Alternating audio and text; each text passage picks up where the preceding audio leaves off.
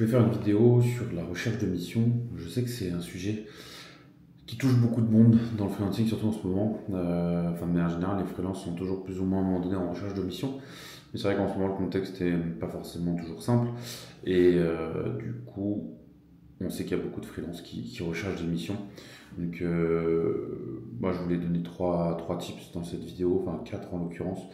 Mais voilà, des tips concrets, actionnables pour te permettre d'avancer dans ta recherche de mission et d'y voir clair parce que on entend aussi beaucoup de choses, tu vois, les agents IA, les trucs comme ça, etc. Enfin, moi, c'est des choses qui me saoulent un peu parce que, enfin voilà, c'est clairement ce qu'on appelle le syndrome de l'objet brillant, l'idée d'être attiré par la nouveauté, par le truc qui vient de sortir, par la dernière tendance, etc. Je pense que si tu es sur LinkedIn, tu vois passer beaucoup de choses et il y a vraiment, pour le coup, à manger et à boire dans ce qu'on peut voir passer sur LinkedIn. Donc, je voulais remettre un peu l'église au centre du village par rapport à tout ça. Parce qu'aujourd'hui, moi, ce que je constate, et ça fait quand même quelques années que je fais ce métier et que je suis dans cet environnement-là, aujourd'hui, ce qui fonctionne, c'est des basiques en fait. Et j'ai envie de dire vraiment back to basic. Ça n'a pas changé. Enfin, le métier, le monde de l'IT n'a pas changé ces dernières années. Ce qui fonctionnait il y a quelques années fonctionne encore aujourd'hui. Moi, pour ça, aujourd'hui, je vais peut-être me faire des ennemis, ou en tout cas, il y a peut-être des gens qui ne seront pas d'accord. Mais moi, ce que je constate, c'est qu'il faut se démarquer, mais il faut se démarquer par du basique et pas par des nouveautés, des outils, des machins, etc. Donc, premier point ultra important, aujourd'hui il y a plein d'outils, plein de plateformes, plein de trucs qui se développent. Franchement, il y en a 3-4 qui fonctionnent, il y en a certains qui regroupent tout. Tu prends un outil comme Pilot.io, c'est un outil qui vient agréger je ne sais pas combien de plateformes. Donc, tu as un outil, bam, tu as toutes les autres plateformes, ton profil est diffusé dessus, etc. Pareil aussi auprès des apporteurs d'affaires, des intermédiaires, etc. Donc, aujourd'hui, commencer à aller sur 50 000 plateformes qui, au final, offrent aucune valeur ajoutée concrètement. Enfin, moi, de ce que je vois des projets de nouvelles plateformes, etc., la grande majeure partie n'ont aucune valeur ajoutée. Il n'y a rien qui change. Je veux dire, tu prends Freework il y a 5 ans et les nouvelles plateformes aujourd'hui, franchement, c'est les mêmes. Donc, en tout cas, c'est le même concept, c'est le même service. Alors oui, c'est rebrandé, le logo est sympa, il y a de l'IA générative, machin. Au final, c'est un client qui voit un dossier et qui choisit un profil. Donc franchement, là-dessus, simple. Voilà, pour moi, il faut choisir 3-4 plateformes. Pilot est un bon outil parce qu'il agrège pas mal de plateformes, donc ça permet de gagner du temps et d'éviter de te disperser. Il y a des outils comme Little Big Connection qui font de l'interaction directe aussi avec les clients, donc ça évite d'avoir 50 000 intermédiaires et avec des vraies missions longues, etc. Donc pour moi, voilà, faut synthétiser, faut aller droit au but. 2, 3, les 4 maxi outils, plateformes à utiliser, pas plus. Deuxième point aussi, le CV. Je vois tellement de freelances qui transmettent des CV d'une page. J'ai fait une vidéo d'ailleurs là-dessus il y a déjà quelques temps. Mais aujourd'hui, il faut un document beaucoup plus complet. Un client, il reçoit plein de profils. Il faut que tu sois dans les codes de ce que lui il attend, et lui il attend de pouvoir voir sur le papier ce que tu sais faire, etc. Alors je vois toujours des gens, ouais, mon LinkedIn, fais une extract de mon LinkedIn, etc. Franchement, c'est pas pro. Tu vas acheter une voiture, le concessionnaire il va te dire, va voir la fiche technique sur le site internet. Franchement, d'un point de vue commercial, c'est pas du tout quelque chose qui se fait. Donc moi, ce que je te recommande, c'est d'avoir un dossier technique carré, d'avoir quelque chose de complet, avec du détail sur tes missions, les stacks techniques de chaque mission, ce que tu as fait dans ces missions, etc. Bref, si c'est un sujet, va voir, il y a une vidéo sur la chaîne.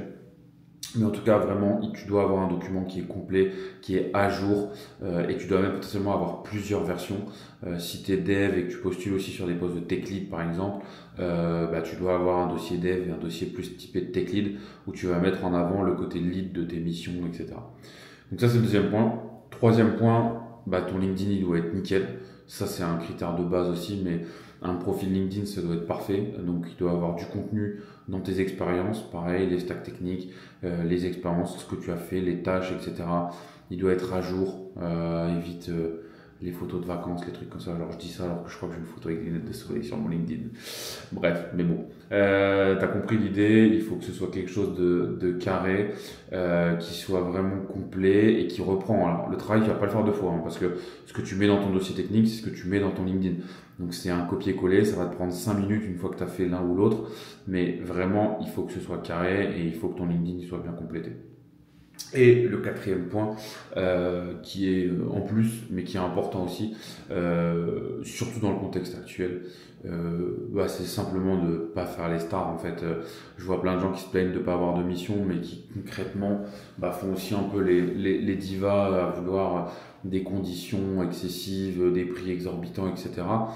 Déjà de base, si on prend juste l'aspect tarifaire, il faut comprendre que le prix c'est le marché qui le fait. Donc en fait le client s'il a des profils à 500 et qui sont bons et qui sont aussi compétents que toi, pourquoi il prendrait toi à 600, tu vois. Donc soit tu targetes pas les bonnes missions, les bons clients, soit il faut que tu t'adaptes en fonction des prix du marché.